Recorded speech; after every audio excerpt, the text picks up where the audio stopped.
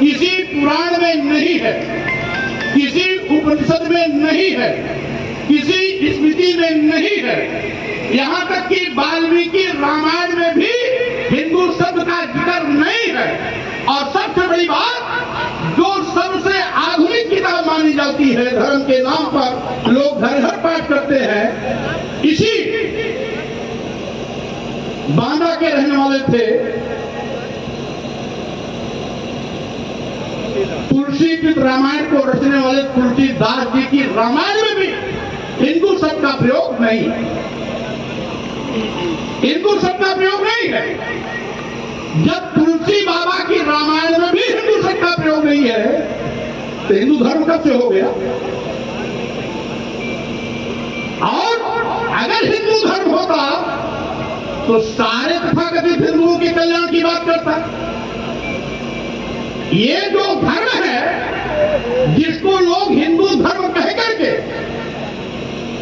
लोगों को ठगते हैं, वो हिंदू धर्म नहीं है, वो ब्राह्मण धर्म है। क्योंकि ब्राह्मण धर्म में ब्राह्मण की ही सम्मान की बात की गई है, चाहे मनुस्मृति हो।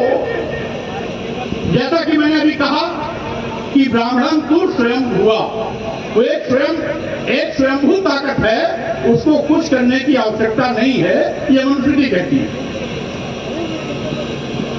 और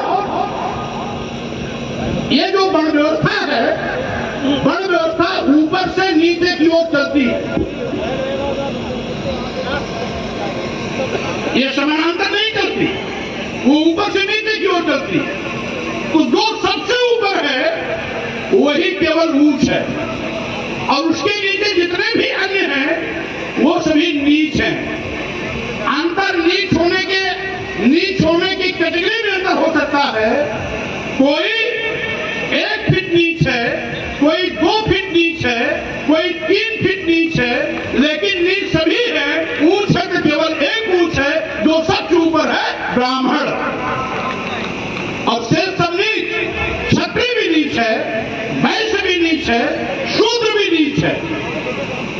अंतर केवल इतना है कि क्षत्रिय 1 फीट नीच है, वैश्य 2 फीट नीच है, और शूद्र 3 फीट नीच है, लेकिन ये सभी नीच है, ऊंच केवल ब्राह्मण है। ये मनुस्मृति कहती है। और यही नहीं छात्र, पिछड़ी जात के लोग क्षत्रिय बनने के शौक में ऐंठे ऐंठे घूमा करते हैं। तमाम पिछड़ी जात के लोग क्षत्रिय बनने के दम में जब अनुसूचित जात की सूची बन रही थी, साइमन कमीशन सामाजिक शैक्षणिक पिछड़ेपन पर के आधार पर आरक्षण देने के लिए सूची तैयार कर रहा था, तो पिछड़ी जात के लोग उस समय आज समाज के मकड़जाल में फंसकर क्षत्रिय बनने की होड़ में चल रहे थे। कोई यदुवंशी क्षत्रिय बन रहा था, कोई कुरुवंशी क्षत्रिय बन रहा था, कोई कुशवंशी क्षत्रिय बन रहा था, कोई लोधा राजपूत क्षत्रिय बन रहा था, कोई पाल बघेल क्षत्रिय बन रहा था। सारे के सारे लोग क्षत्रिय बन रहे थे।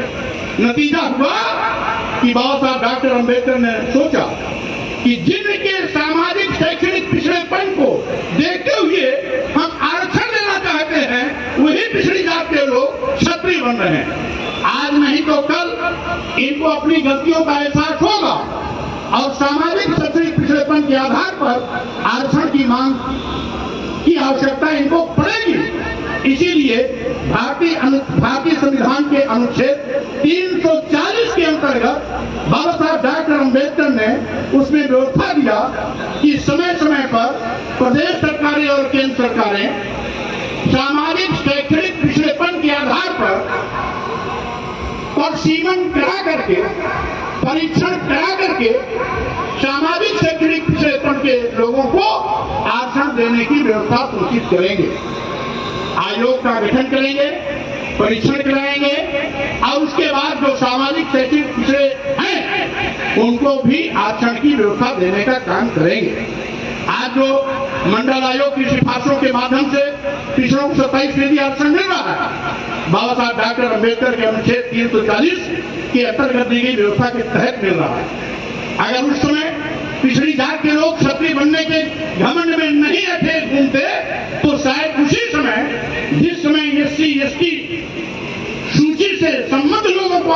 था, उसी समय बैकवर्ड समाज के लोगों को भी अनुसूचित जात, अनुसूचित जनजाति की तरह आरक्षण का लाभ मिल गया होगा।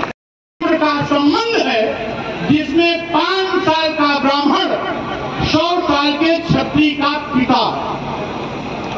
आप क्षत्रिय लोग अपनी हैसियत देख ले, 100 साल के क्षत्रिय का पिता 5 साल का ब्राह्मण है।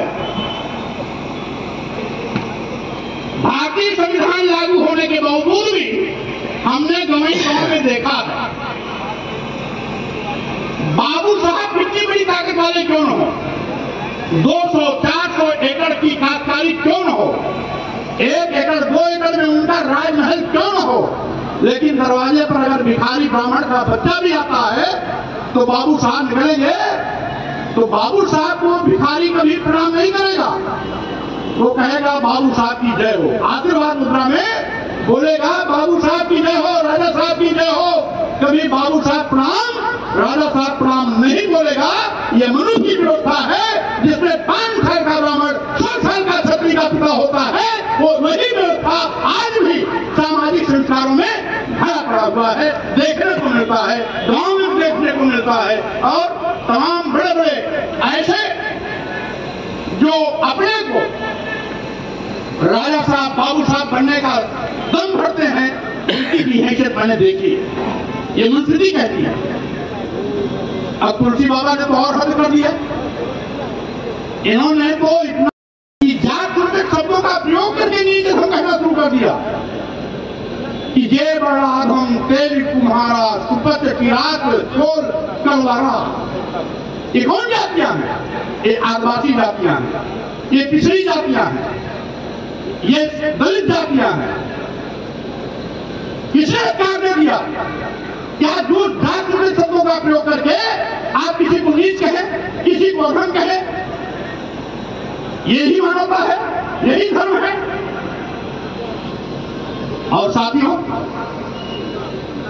हद तो कब हो गई? आज नवरात्र की शुरुआत है, करेंगे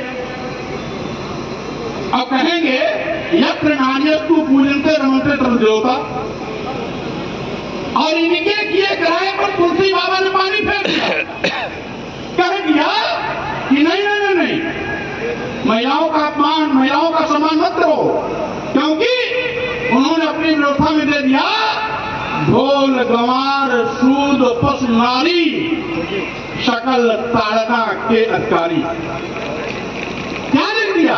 एक और हम देवियों की पूजा करते हैं, एक और हम कहते हैं यत्र नार्यस्तु पूजन्ते रमन्ते तत्र देवता, एक और मोदी सरकार, योगी सरकार चला रही है महिला सशक्तिकरण, दूसरी ओर तुलसी बाबा चला रहे हैं नहीं नहीं नहीं, महिलाओं और शूद्रों को मारने, पीटने, प्रताड़ित करने का काम करना चाहिए। इनको सम्मान स्वाभिमान के साथ पढ़ने लिखने का अधिकार नहीं देना चाहिए।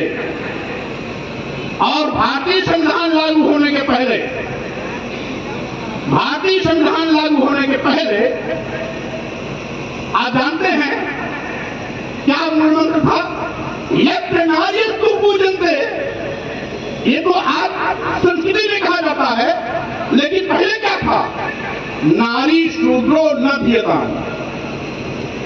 स्त्रियों को, शूद्रों को पढ़ना लिखना नहीं चाहिए, यानी इनको शिक्षा से सीधे सीधे वंचित किया गया था। अब जब तुलसी बाबा पैदा हुए थे, अकबर, राजा अकबर और तुलसीदास जी समकालीन थे, उस समय देश की महिलाओं को पढ़ने लिखने का अधिकार नहीं था। वो चाहे ऊंची जात की ही महिलाएं क्यों न हो, ब्राह्मण समाज की महिलाओं को भी पढ़ने लिखने का अधिकार नहीं था, क्षत्रिय समाज की भी महिलाओं को पढ़ने लिखने का अधिकार नहीं था, वैश्य समाज की भी महिलाओं को पढ़ने लिखने का अधिकार नहीं था। और जब शूद्र समाज को खुद ही पढ़ने लिखने का अधिकार नहीं था, तो उसकी महिलाओं को पढ़ने लिखने का अधिकार का कोई प्रश्न ही नहीं उठता। महिलाओं को पढ़ने लिखने का अधिकार अंग्रेजी हुकूमत ने दिया 1835 में। 1833 में।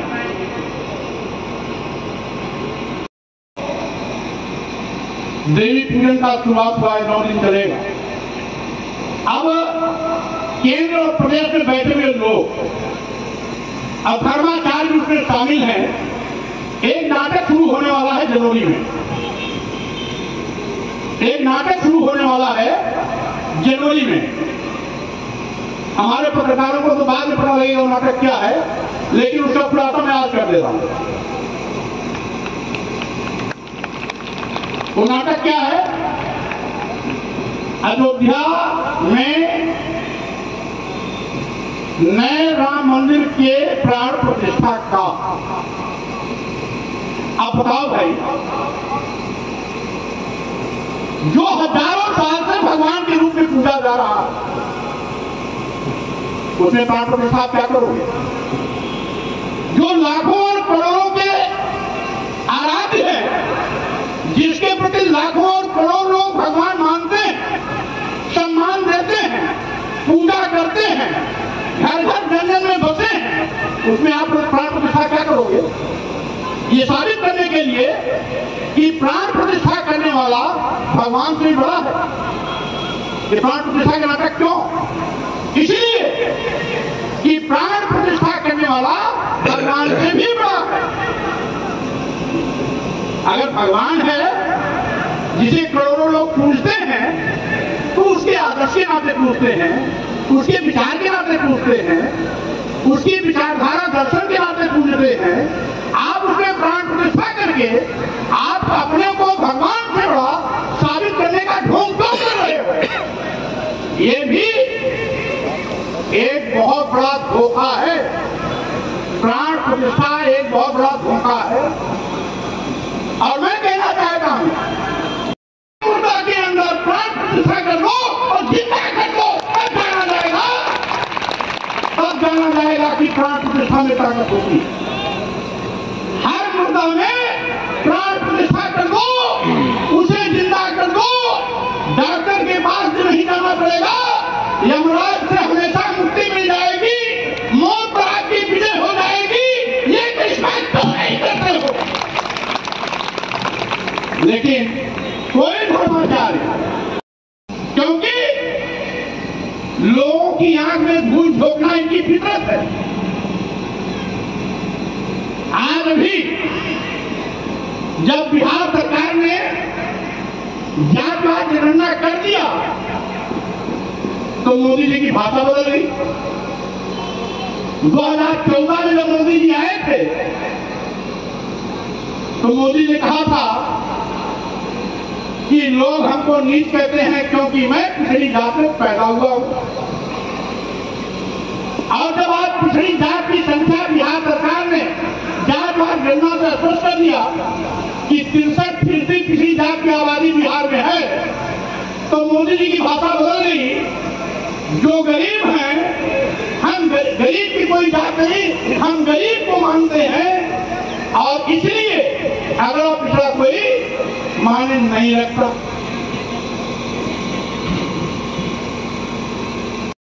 तुम्हारी छुट्टी हो जाएगी तो पत्रकार बेचारा भी रह जाता है। अभी तो मोदी सरकार नौजवानों को बेरोजगार बना रही है, हम पत्रकारों को भी बेरोजगार बना देंगे। इसीलिए इनकी मजबूरी है, इसीलिए मुझे इन पर गुस्सा नहीं आता। इनकी मजबूरी है कि इनको भी अपने खाने पीने रहने का गुजर करने का बिल्कुल सहारा चाहिए। अगर ये मीडिया से बाहर कर दिए जाएंगे तो बेरोजगारी के दौर से इनको भी गुजरना पड़ेगा।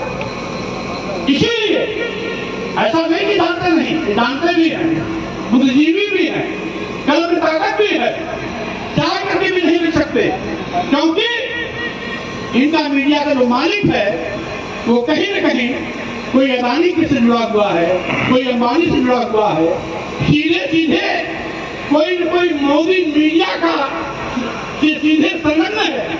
इसलिए माननीय मोदी जी और योगी जी के डर के मारे इनकी कलम चाहते हुए नहीं कर पाते। अब इसीलिए साथ में मैं कहना चाहता हूं, आज आवश्यकता ये चीज मैंने नहीं कही, माननीय सर्वोच्च न्यायालय ने 1995 में भी व्यवस्था दिया कि हिंदू धर्म कोई धर्म नहीं, ये लोगों के जीवन की एक शैली है। तब तो चिड़िया क्यों नहीं की? देश के माननीय प्रधानमंत्री नरेंद्र मोदी जी ने अमेरिका में भी बोला और इस देश में भी बोला कि हिंदू धर्म नाम का कोई धर्म नहीं, बल्कि लोगों के जीवन जीने का एक कला। मोहन भागवत जी ने भी बोला, एक बार नहीं 2 बार बोला कि हिंदू धर्म कोई धर्म नहीं है, ये लोगों के जीवन जीने की एक व्यवस्था है। अभी 20-25 दिन पहले एक मीडिया कॉन्क्लेव में केंद्रीय परिवहन मंत्री गडकरी जी ने बोला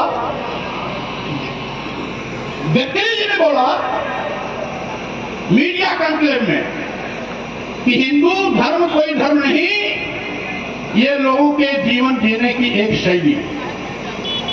आखिर इन लोगों ने जब बोला तो चिड़िया क्यों नहीं किया? और वही चीज स्वामी सरकारों ने व्यवस्था दी, नीति निर्देशक तत्वों के माध्यम से सभी के कल्याण की बातें चली, तो आपके पेट में दर्द क्यों? इसलिए ऐसे लोगों से सावधान रहने की आवश्यकता। हमने कोई नई बात नहीं की। अभी हाल में हमने केवल इतनी कहा था, क्या आप अपने नेता की सुरक्षा करने पर समर्थ रखते हैं? क्या आप अपने नेता को विश्वास दिला सकते हैं? वादा की छाती की धरती पर, वादा की धरती पर हाथ उठाइए। अब साथियों, आज के इस कार्यक्रम इस बाना में, इस प्रदेश में अगर कोई अशोक सम्राट रूपी कोई यहाँ पर आए हुए हैं तो वो माननीय स्वामी प्रसाद मौर्य जी आए हुए हैं। ये आपको बात स्वीकार करना होगा साथियों। जिस दिन हम आप माननीय मौर्य जी के हाथ वो मंजूर करेंगे, वो दिन दूर नहीं रहेगा, वो दिन दूर नहीं रहेगा। बहुत बड़े सपनों का साकार या देश बनेगा साथियों, लेकिन हम आपको त्याग की भावना देते हुए साथियों। इनके